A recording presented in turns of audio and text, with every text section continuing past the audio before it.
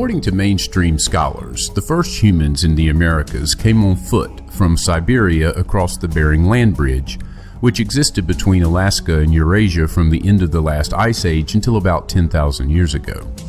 The land bridge was called Beringia. It is postulated that when humans got to Beringia, they would have had little choice but to set up camp there. The vast Laurentide and Cordilleran ice sheets further east cut them off from North America. The Beringian standstill hypothesis contends that humans stayed put here for several thousand years. The long standstill therefore meant that the people who arrived in the Americas, when the ice finally retreated to allow entry, were genetically different to the individuals who had left Siberia thousands of years earlier. Scholars argue that's when they differentiated from Asians and started becoming Native Americans. However, a 2015 Harvard study proposed there was more than one founding population of the Americas. The indigenous populations of the Americas, the team found, have distant genetic links in common with the people of Australia, Papua New Guinea, and the Andaman Islands. This means, says Pontus Skoglund of Harvard University, that people came into Beringia over different times during the standstill and went on to populate different parts of the Americas. Those early dispersals are still reflected by differences in the genomes of people living today. So, let's stop here and ask a very simple question. If genetic links were found between Australia and populations of the Americas, why would one initially assume that this Australian genetic derivative must have spent time in Beringia? Perhaps a more interesting observation of academia's currently morphing narrative, as it relates to this topic, is that mainstream research has rendered some very significant date changes in its current paradigm.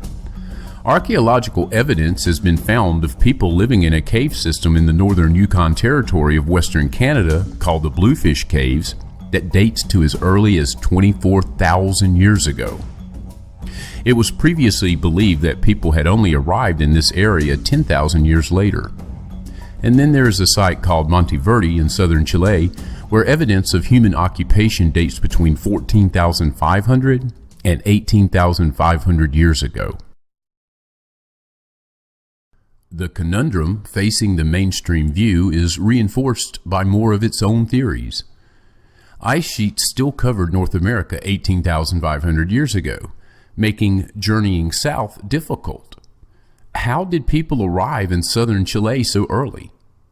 The leading theory says a gap opened up in the ice, but even in mainstream academia, there always seems to be a better alternative explanation. These early people could have traveled by boat, taking a route along the Pacific coast. There is no archaeological evidence to support this idea, but that is not entirely unexpected. Wooden boats are rarely preserved in the archaeological record. So, there you have it. That is the mainstream academic state of affairs regarding how humans arrived in the Americas. The scholars, faced with the fact that people were populating the Americas about as twice as long as they had previously determined, still remain intractable when arguing that everyone must have arrived through Beringia.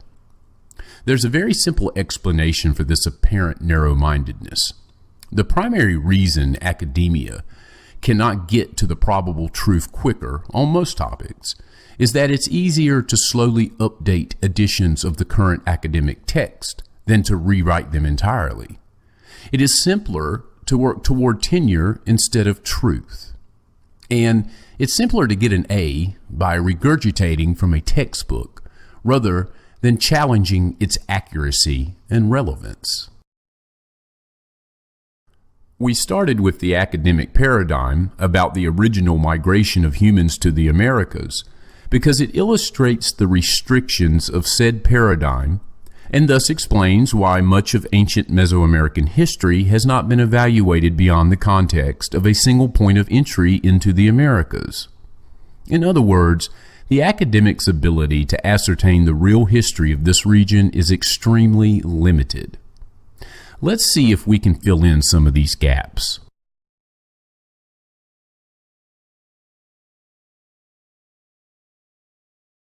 Zecharia Sitchin makes the best arguments for the South American connection in his book, The Lost Realms. Sitchin attributes the influx of gods and men into the Americas to the Anunnaki, where in the Western Hemisphere the so-called mythological gods are named, for example, Viracocha or Quetzalcoatl, with Viracocha quite possibly equated to the Samarian Ishkur, Inanna's twin brother, also known as the storm god, while Quetzalcoatl might well be the Sumerian Ningishzida and or the Egyptian Thoth. What follows, therefore, is the histories of those lost realms, ancient histories in which we find numerous connections with much of what had transpired half a world away. As discussed earlier, around 25,000 BCE, give or take a few thousand years, the mainstream contends humans make their first appearance in the New World arriving from Asia across an icy land bridge to Alaska. The alternative view is that about 16,000 BCE they came by boat, took up residence, found work and or suitable locations for temples and mines, and according to many of these legends may have arrived initially at Cape Santa Helena in Ecuador. In 15,608 BCE, the beginning of the age of the first sun, the age of white-haired giants, or the age of Viracochas. According to the Codex Vaticano Latino 3738, the first sun lasted 4,008 years. The end of the first sun came about because of a great catastrophe, in this case, the deluge. In 15,000 BCE, the Kalasasaya, a rectangular enclosure measuring some 450 by 400 feet, is constructed. It is delineated by a series of vertical stone pillars named the Standing Pillars. Of somewhat more significance, the structure appears to be based on the distance and angles between the two solstice points, which in turn depends on the obliquity of the Earth against the Sun. The angle of 23 degrees 8 minutes and 48 seconds, which takes into account the geographical position and elevation of the site, suggests that the Kalasasaya was built circa 15,000 BCE. The man figuring this date, Poznański, later accepted the correct angle of obliquity to be 24 degrees 6 minutes and 52.8 seconds, leaving a choice of two other dates, 10,150 and 4,050 BCE. But the 15,000 one could be the correct date depending on the data used. Meanwhile, the 4000 BCE date is more in line with the dates of the megalithic remains in Cusco and Machu Picchu. Poznański also concluded that the first phase of Tiahuanaca was built when the level of Lake Titicaca was about 100 feet higher and before the whole area had been engulfed by an avalanche of water, perhaps the famous Great Flood circa 11,600 BCE. He also concluded that the city had been settled in 3 phases and by 2 races. Tiahuanaca is at 13,000 feet elevation, and that's similar to the Twin Peaks of Ararat at 17,000 and 13,000. Lake Titicaca gets its name from one of 2 islands where legends tell the rays of the sun had struck Titicaca, the sacred rock, as soon as the sun appeared after the deluge. It is therefore known as the Island of the Sun. It was there, at the sacred rock, that Viracocha granted the divine wand to Manco Capac. Titi, by the way, is the name for either lead or tin. This might suggest that Titicaca was one of the primary sources of tin. In 11,600 BCE, we have the deluge and the end of the age of the first sun. According to the Mexica Nahuatl timetable, the deluge occurred 13,133 years before the time of writing the Codex. This suggests 1533 CE for the date of the Codex, or 14 years after Cortez. This is also the time of the beginning of the age of the second sun, also known to the Aztecs as the Golden Age and the Age of Giants to the Inca. This age lasted 4,010 years and ended with a calamity involving the wind serpent. In 11,000 BCE, the Paleolithic shifts to the Mesolithic era in the Near East.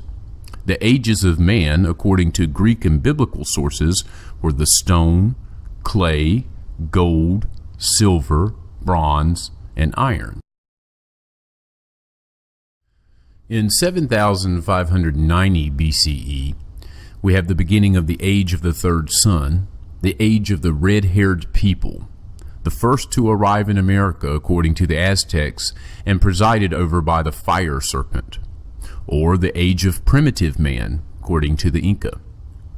According to the chronicler, whose name I will not even attempt, these people were the survivors of the second age who had come by ship from east to the New World, settling in the area he called Botan-Chan. They encountered their giants who also survived the second age and became enslaved by them. The third sun lasted 4,081 years and ended possibly due to quakes and storms. In 7400 BCE, Neolithic, or the Stone Age, begins in the Near East, reaching England by 3000 to 2500 BCE. It was during this period when men began to obtain gold and copper. Both were immediately workable. For example, did not require mixing or smelting, because they are found in their natural state often as nuggets. But while gold was just as available as copper and had the advantage that it did not oxidize, Near Eastern man of this early millennia did not utilize the gold in any way, while at the same time did not limit his use of copper. The ostensible reason is that gold belonged to the gods. Gold would not be used for adorning temples and palaces for another 5,000 years.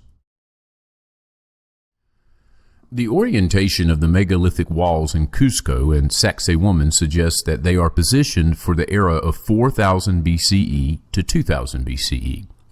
The legendary three windows of Machu Picchu were, however, considered to be much earlier. The founding of Cusco and Sacsayhuaman may correspond in their timing to an event in Sumer early in the 4th millennium BCE, when the Anunnaki head gods Anu and Antu paid a visit to Earth. A ceremonial meal began with a ritual washing of hands on a celestial signal, the appearance of Jupiter, Venus, Mercury, Saturn, Mars, and the Moon, allowing scholars to date the event. It was a major event in the early histories of mankind. At this time, 12 became the hallowed celestial number and 7 the sacred terrestrial number. In addition, a point was chosen, the spring equinox, and the zodiac house in which the sun was seen at that moment was declared the first day of the first month of the new year. All research of the earliest records demonstrates that this was in the zodiac house or age of Taurus, because the precession of the equinoxes, a 25,920 year time period, it was necessary some 2 millennia after the calendar was begun in Sumer to order a reform of the calendar and select as the fixed point the house of Aries. But despite the passage of the age of Pisces and the oncoming age of Aquarius, we're still using the Aries zodiac. Maybe it's time to change to Aquarius time. Meanwhile, around 3800 BCE, the Samarian civilization blossomed out, at which time real mining, processing ores, and metallurgical sophistication appeared on the scene. This was a complex and advanced body of knowledge that the ancient people said was given to them by the Anunnaki. Astonishingly, by 3700 BCE, every culture in Mesopotamia, but not Mesoamerica, was based on metalworking. This included silver, requiring extraction from veins inside rocks, lead, requiring chemical processing in a furnace, casting of metals, and tin. It is noteworthy that by 3500 BCE, the Sumerian text had no less than 30 terms for varieties of copper, be it processed or unprocessed. There were even white stones or colored minerals obtained by mining. This metallurgical stage is reached in Egypt around 3200 BCE, and by 2500 BCE, the entire region between the Nile cataracts and the Indus is metal mined. The Chinese were also starting metallurgy at this time, but did not become true metallurgists until the Longsheng period between 1800 and 1500 BCE. In Europe, the earliest metal objects are hardly earlier than 2000 BCE. In 3509 BCE, we have the beginning of the age of the fourth sun, the age of the black-headed people according to the Aztecs, or the age of heroes according to the Inca. This is the era in which Quetzalcoatl appeared in Mexico, tall of stature, bright of countenance, bearded, and wearing a long tunic. His staff, shaped like a serpent, was painted black, white, and red. The staff was inlaid with precious stones and adorned with 6 stars. It was during this era that Tollan, the Toltec capital, was built. Toward the end of the fourth sun, wars between the gods were taking place. The gods' war brought havoc to the land. Wild animals overran mankind, and Tollan was abandoned. 5 years later, the Chichimec tribes, also known as the Aztecs, arrived, and the fifth sun, the Aztec era, began. The fourth sun had begun 5,042 years before the time of the Codex Vaticano Latino 3738 in 1533. The time the fourth sun ended is not stated, but the Codex was written during the fifth sun. The fourth sun may have perished by means of the jaguar. The fifth sun is referred to as the Age of Kings by the Incas. In 3500 BCE, the Old Bronze Age officially begins in the Middle East. And it's perhaps worth recalling that bronze is a mixture of copper and tin. The Samarian rule of thumb for the ratio of the two alloys is 1:6, about 85% copper and about 15% tin, an excellent combination for a high-quality bronze. Bronze can be shaped only by casting, not by hammering or annealing, and the tin for it must be obtained from its ores through a process called smelting and recovery from an ore called cassiterite. Smelting is required to separate the tin from the cassiterite/limestone. Tin is also a metal difficult to find. Sumerian sources were quickly exhausted, but texts mention 2 tin mountains in a far land. In some legends, Inanna may have had to transverse mountains to find its place. The Sumerian word for tin is Anna, literally heavenly stone, while bronze was called zabar, gleaming double metal. Meanwhile, in 3172 BCE, other innovations were being conducted on the Mesoamerican plain. The date of 3172 BCE corresponds to a grid laid out which connects Tiwanaku, Ollantaytambo, Cuzco, and Machu Picchu. Ollantaytambo might have been a stronghold like Sacsayhuaman or Baalbek in Lebanon, or, according to Zechariah Sitchin, a spaceport. The grid was a precise 45-degree angle to the equator, as in Mesopotamia to Baalbek. The Anunnaki first anchored a landing corridor on some outstanding geographical feature, for example, Mount Ararat, then inclined the corridor at a precise 45-degree angle with the equator. In post-diluvial times, when the spaceport was in the Sinai Peninsula and the landing place for airborne craft at Baalbek, the grid followed the same exact pattern. August 13th, 3113 BCE, is the enigmatic day 1 of the Mayan calendar's long count. The long count, like 2 other calendars used by the Maya, was based on a vigesimal or times 20 mathematical system. This is similar to Sumerian counting, with a 1 in a first row being 1, 20 in the next column, and 400 in the third. The roots of the African Olmec's arrival, according to Sitchin, must be sought in the mysterious beginning date of the long count. In 3100 BCE, the Sun Temple was built at Heliopolis in Egypt. Between 2900 and 2800 BCE, Enki, also known as Oannes, builds Stonehenge I, approximately the time of the Neolithic arriving in England. Stonehenge I was fairly simple compared to later Stonehenges. In 2600 BCE, the great surge into the Bronze Age in Sumeria slowed down at this time. Dwindling supplies of tin could be seen in the lowering of the percentage of tin in bronze, down to as little as 2%. This implied a distinct lessening of the quality of the bronze. More tin was needed. a search team was organized for the purpose of finding a better supply of tin. 500 years after Point Zero, the Mayan Day 1, 4 Ayar brothers and 4 sisters were sent to find Cuzco with the aid of a golden object. One was Perua Manco, whose sister bore him a son, Manco Capac. Manco was the first Inca, and the builder of the temple of the great god Viracocha. He established a line of 62 kings which ruled at Cuzco, and which included 16 semi-divine rulers, sons of the sun god, of which Manco was the first, and 46 priest kings. All Andean legends of beginnings commence on the shores of Lake Titicaca, at a place called Tiahuanaca. Cuzco had been established by the children of the sun, who had been created and instructed at Lake Titicaca by the creator god Viracocha. Viracocha, according to Andean legends, was a great god of heaven who had come to earth in great antiquity, choosing the Andes as his creative arena. According to one Inca version, the first monarch, Manco Capac, exited from Lake Titicaca through a subterranean path. He was the son of the sun and was given by the sun a golden wand with which to find Cuzco.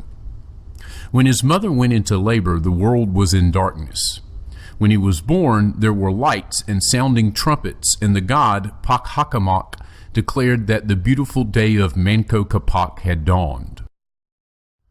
Another version claims that the true ancestors of the Incas were immigrants from somewhere else who had arrived in Peru by sea. In this version, Manco Capac was the son of a sailorman, a king called Atuba, who had arrived on the Peruvian coast with 200 men and women and disembarked at Rimac.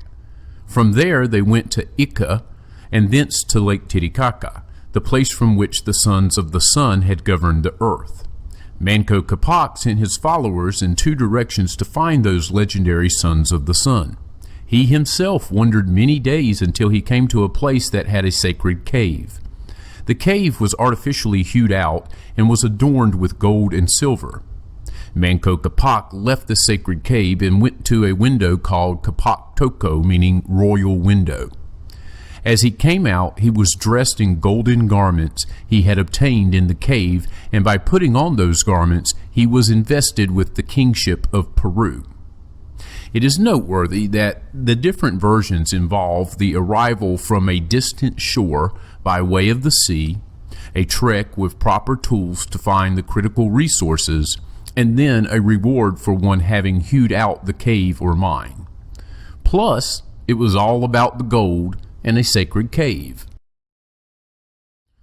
Around 2500 BCE, according to wholly unrelated sources, Indo-Europeans may have crossed the Pacific and settled on the peninsula of Santa Elena, now Ecuador, which, with its nearby La Plata Island, juts out into the Pacific. This is the name-lap tale of the first settlements, what is called a Valdivian phase, and supposedly occurred before the 2 waves of African giants and Mediterranean bearded ones. In this connection, it is worth noting that stone tablets found in the northern Andes show a hero wrestling and defeating 2 lions with his bare hands. Such a tale is similar, of course, to those attributed to Gilgamesh around 2900 BCE and later Hittite versions. Of course, there are no lions in South America. These arrival tales are not only vastly different from the silly across an Arctic land bridge by families looking for homesteads, but they also hint at the fact the various immigrations were inspired by different members of the Anunnaki, the latter who were often at odds with one another. This, of course, did not bode well, with peace being a natural offshoot in the Americas. Approximately 2200 BCE, an abrupt change occurred as the Middle East charges into the Middle Bronze Age. This shift of ages was due simply to the quality of bronze returning to its previous heights. In other words, the search for tin had been successful, and there was now enough tin to make the kind of bronze of which the gods could be proud. Sitchin thinks the sudden new source was Lake Titicaca. It is conceivable that they were mining gold there at an earlier time and then added tin to their exports at this time. This may be the 10 mountains previously mentioned. Bolivia is still a major source of the world's tin. In fact, in only 2 places has tin ore been found in its original lodes, Cornwall and Bolivia. The area southwest of La Paz and east of Lake Poopó shows archaeological signs of reduced or recovered and melted tin along with bronze of 88% copper, similar to ancient bronzes of Europe and the Near East. The sites appeared to be from extremely ancient periods. In fact, some of the earliest examples of bronze artifacts in South America appear to have been based on Old World shapes and Old World technologies. One might mention that the 3 great civilizations of the Old World, Sumeria, Egypt, and the Indus Valley, arose in fertile river valleys. Tiahuanaca does not fit this pattern and is a very inhospitable, non-agriculture place. But between Lake Titicaca and Cuzco, most of the Inca gold was found. When tin supplies in the Near East improved so abruptly, an enigmatic people appeared on the Near Eastern scene. Their neighbors called them Kassites, and there's no scholarly explanation for this name. But perhaps their name derives from cassiterite, the ore from which tin is derived. Meanwhile, in the biblical book of Job, chapter 28, we find, "Surely there is a vein for the silver, a place for gold where they find it. Iron is taken out of the earth, and brass is molten out of the stone. He setteth an end to the darkness, and searcheth out all perfection, the stones of darkness, and the shadow of death. The flood breaketh out from the inhabitant, even the waters forgotten of the foot, they are dried up. They are gone away from men. As for the earth, out of it cometh bread, and under it is turned up as if were fire. The stones of it are the place of sapphires, and it hath dust of gold. There is a land which no fowl knoweth, and which the vulture's eye hath not seen. The lion's whelps have not trodden it, nor the fierce lion passed by it. He putteth forth his hand upon the rock, he overturneth the mountains by the roots. He cutteth out rivers among the rocks, and his eye seeth every precious thing. He bindeth the floods from overflowing, and the thing that is hid bringeth the he forth to the light." Clearly, the Americas have not seen the lion, and the evidence is that beginning at Lake Titicaca, the mining began in earnest to find gold, silver, copper, and even tin. The fact that rivers were cut out from the rock might also suggest placer mining, or panning for gold. Also around 2200 BCE, Silbury Hill in England is constructed. Now, being in the same region of the world as Cornwall, the alternative source of tin, in addition to Bolivia, perhaps there is a connection here. Perhaps Silbury Hill has something to do with tin mines in the outlying lands of England. In 2100 BCE, the temple to Amun-Ra was constructed at Karnak with a solstice orientation. Sitchin also claims that Egyptian temples were equinox-oriented in 2100 and solstice-oriented in 1200. Between 2100 and 2000 BCE, Stonehenge 2, 3, and 3B were constructed. Also around 2000 BCE, all hell breaks loose in Samaria, and Sodom and Gomorrah are atom-bombed, and the winds carry radioactive carnage to Ur of the Chaldees. The Samarian civilization ceases to exist. This major change in the Middle East, accompanied by major religious upheavals, took place with the transition from the zodiac of the bull to that of the ram. Such changeovers and reforms are also evidenced in the Andes. In 400 BCE, for example, the 40th monarch of the ancient empire established an academy for the study of astronomy and astrology and determined the equinoxes. The fact that he was given the title Pakakutek indicates that the calendar was at that time so much out of synchronization with the celestial phenomenon that its reforms became imperative. Clearly, this time was the approximate time of shifting from the age of Aries to Pisces. This also indicates that the original calendar in the Andes was started circa 2000 BCE, at the beginning of the Age of Aries. Later, the Incas commenced to count the year in the middle of May, May 25th, as determined by astronomical alignments, a full month earlier than the winter solstice of June 21st. Clearly, the Incas were relying on the old calendar, which was last changed circa 400 BCE. Note also that the first ward of Cuzco on the slopes of Sacsayhuaman was associated with Aries, for example, around 2000 BCE. Meanwhile, back in Babylon, which lies sufficiently north of Sumeria to avoid the clouds of radioactivity, in the second millennium BC, temples began requiring a triple alignment. The alignment consisted of one to the new zodiac, that of Aries, one alignment to matching 4 solar points, and the most important of which in Babylon was the spring equinox, and the third alignment to the lunar period. In Egypt, at the beginning of their civilization, the triple alignment was to combine a stellar aspect, the brightest star being Sirius, with a solar event, the summer solstice, and with the annual rising of the Nile. This triple coincidence happens only once in about 1,460 years, suggesting that the Egyptian point zero, when its calendar count began, was circa 3200 BCE. This triple alignment would appear to be a Ptah or Inky-inspired concept in Egypt, with his son Marduk doing the same in Babylon. On the other side of the world, at the beginning of the second millennium, the Olmec civilization sprung up along the Mexican Gulf Coast. It was in full bloom at some 40 sites by 1500 to 1200 BCE, the date of the colossal heads. It stretched across Mesoamerica by 800 BCE. By the beginning of the Christian era, the Olmecs abandoned their sites and even attempted to bury the colossal heads. Whoever gained access to the sites afterwards made every effort to destroy them. From the archaeological record, the Olmecs appear to have been miners, having come to the New World to extract gold and other metals. The legends of Votan, for example, speak of tunneling through mountains.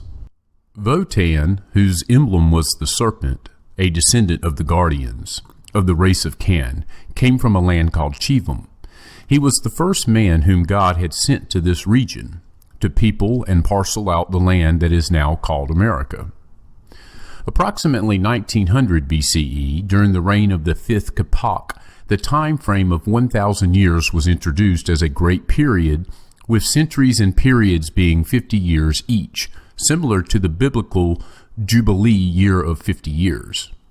In the reign of the 12th Capac, there is the quote, "Men of great stature, giants who were settling on the whole coast, but they provoked the great God, who destroyed them with a heavenly blast." Looks like the old Anunnaki wars of the Middle East had spread into Middle America. In 1680 BCE, we have Stonehenge 3C constructed. In 1474 BCE, the Olmecs construct Teotihuacan, the Pyramid of the Sun, the Pyramid of the Moon, and other structures, as well as establish great ceremonial centers elsewhere in Mexico.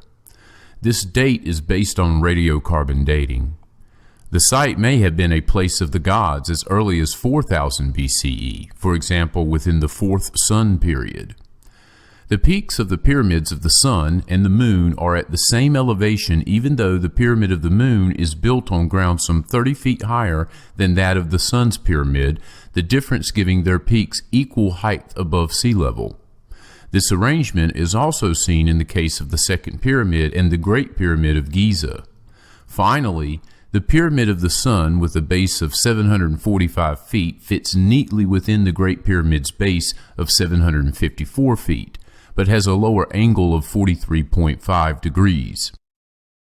In 1393, in the 3rd year of the reign on the 15th Capac, when good customs were forgotten and people were given to all manner of vice, there was no dawn for 20 hours.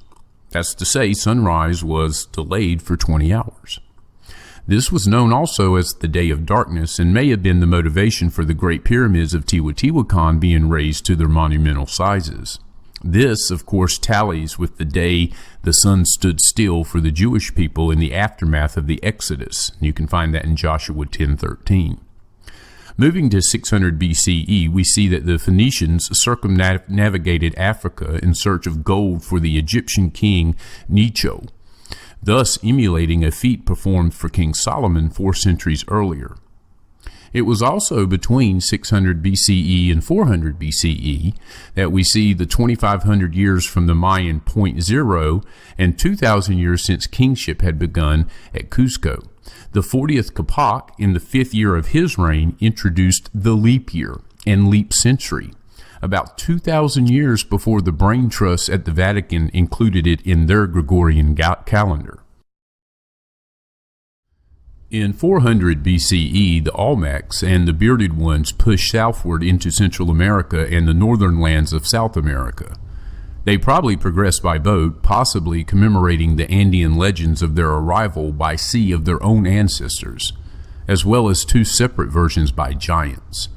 One of these occurred in ancient empire times and the other in Mochica times.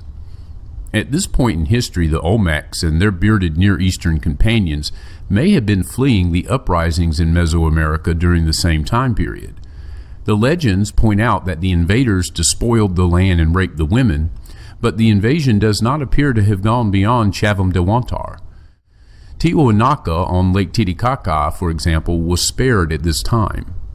This latter result may be due to some sort of unseen boundary between God-controlled areas. Note, for example, that the megalithic structures in the Andes, at Cuzco, Sacsayhuaman, and Machu Picchu, all lie south of the unseen demarcation line between the 2 divine realms of Viracocha and Quetzalcoatl. It was here where the inhabitants could obtain all their water needs from the Urubamba River below. In 200 BCE, whoever had lorded over Teotihuacan picked up and left, leaving the place to become a Toltec city. For centuries, it had been renowned for its tools, weapons, and artifacts. Moving to the Common Era, in 200 CE, the classic Mayan period begins, and it survives to 900 CE. It was at the latter date that, 5 centuries before the Spanish arrival, for reasons unknown, the Maya abandoned their sacred cities and let the jungle take them over. There is the possibility that at some crucial calendar date in the 9th century, a prophesied event failed to occur. All the cycles came together and added up to naught.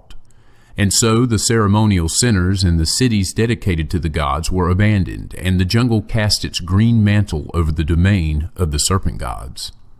At one of their cities, Palenque, a stepped pyramid called the Temple of Inscriptions has a secret internal stairway, and at the bottom of which is buried a ruler named Pakal, who reigned in Palenque between 615 and 683 CE, and who is unusually tall. In the great plaza of Tikal is buried the skeleton of another unusually tall man. And this, of course, is noteworthy because the Anunnaki were reportedly 7 feet or taller. Moving ahead to 600 CE, we hit the 3,500 year mark from point zero. Writing during the reign of the Capacs was revived, only to be stamped out by the priest. In 700 CE, the Toltecs packed up and left Teotihuacan, leaving it a desolate place, and established Tolan as the Toltecs' new capital, which is now called Tula, 50 miles northwest of Mexico City. In 987 CE, a religious conflict broke out among the Toltecs, some demanding that human sacrifices be introduced in order to pacify the war god.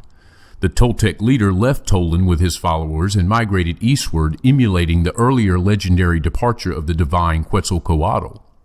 They settled in Yucatan, which the Mayans had long since vacated. In 1000 CE, the Chimú established their capital at Chanchan, along the coastline in northern Peru. They would flourish until 1400 CE, when the Incas would overwhelm them. Following their victories, the Incas were astounded by the amount of gold that the Chimús possessed, particularly since the gold sources of Peru are in the highlands and not in the arid coastlands. In 1020 CE, the Cuzco dynasty of Incas, a title meaning lord or sovereign, is established. Huayna Capac was the 12th Inca and the father of the 2 Inca kings at the time of the conquest. In 1100 CE, roughly 4,000 years from point zero, during the reign of the 90th Capac, the first Inca, Roca, the son of the sun god, went back to Cuzco to continue his reign. In 1140 CE, the Mexica, or Tenochtitlán, also known as the Aztecs, arrived for the second time in the valley of Tenochtitlan.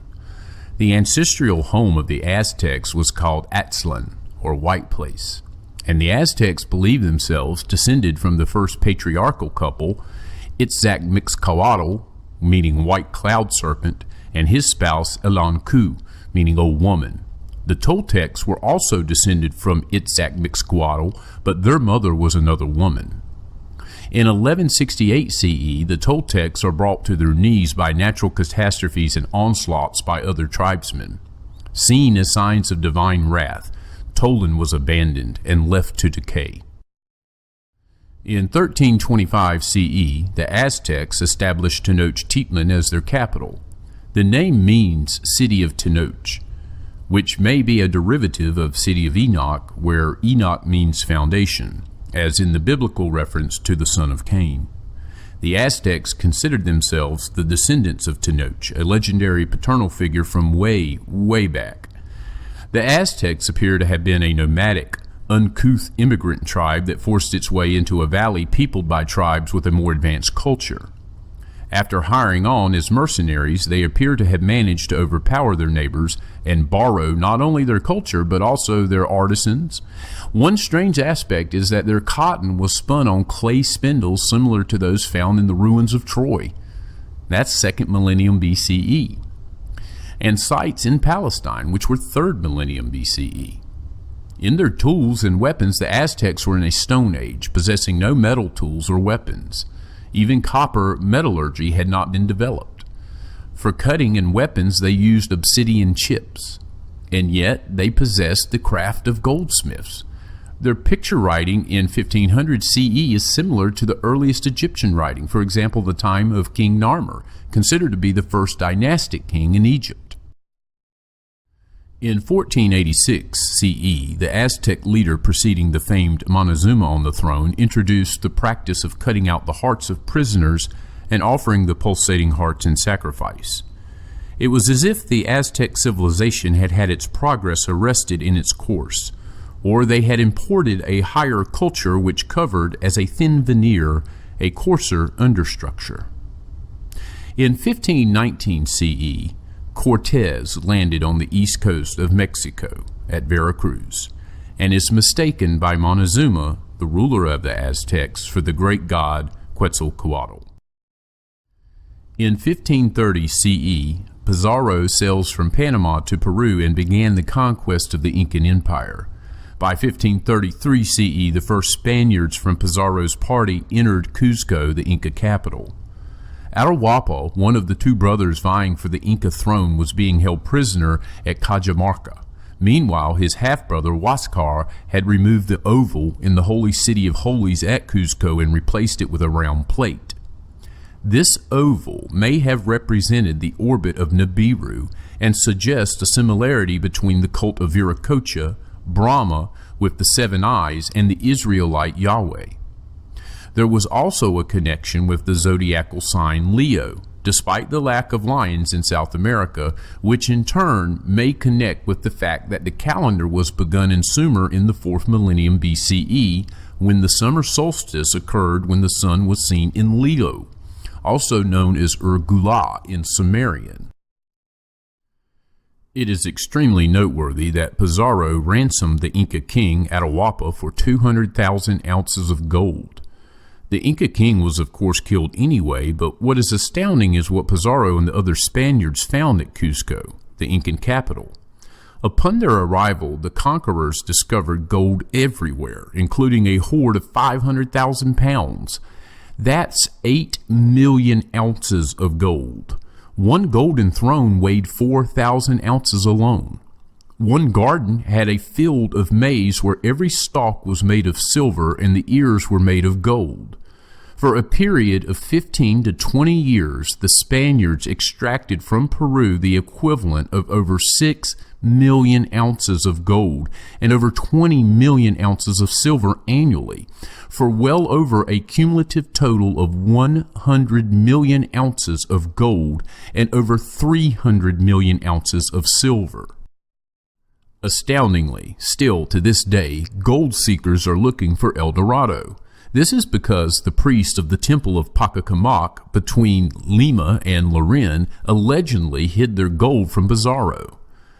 The additional hoard of gold was thought to be a main treasure trove, but this gold was never recovered, and many think it still exists in the area. It is known, for example, that literally tons of gold were tossed into Lake Titicaca by the natives in order to avoid letting the Spaniards have it. The gold was, according to the natives, sacred to the gods, and perhaps it still is. The archive is aware that this presentation is rather lengthy. Most of the YouTube viewing pop culture tuned out before the 2-minute mark, and consequently that same group is the most likely to attempt an ignorant remark in the comments section. But even though part of the archive's mission is to serve as a nexus for those who are new to the ancient astronaut hypothesis, this presentation is produced primarily for our subscribers and advanced proponents of said hypothesis. In other words, the details presented here and in Part 2 are not intended for the casual viewer. So, thank you for making it this far. Another note about Part 1. In the first section of the video, the archive criticizes the academic paradigm regarding this topic. It is important for us to distinguish that it is the paradigm and not any specific scholar that the archive questions. In fact, there are a few open-minded, bona fide academic scholars who are beginning to reject or at least modify the old paradigm. We mentioned this at the beginning when we stated that even within the mainstream there can be found better alternative explanations. Specifically, the archive was referring to the so-called Kelp Highway. In November of 2017, a team of anthropologists from several institutions in the U.S. offered a perspective piece in the journal Science, outlining current theories regarding the first humans to populate the Americas. A link to the news article is provided in the description. Basically, it explains that the old paradigm has adopted this new additional explanation. This shows progress, but as stated earlier, the paradigm itself still relies primarily on the Barrigia premise. The archive hopes you enjoyed this presentation. Part 2 provides a more in-depth analysis of Meso and South American archaeology